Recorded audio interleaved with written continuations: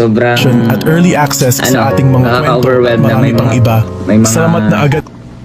So, sobrang nakaka-overwhelm na yung mga content creator na todo kayod sa anong tawag dyan?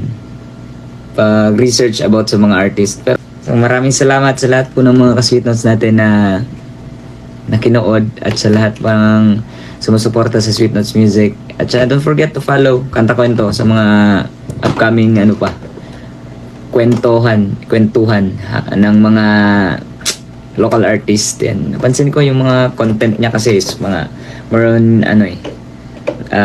local artist na sumikat sa sa social media. So ayun, salamat.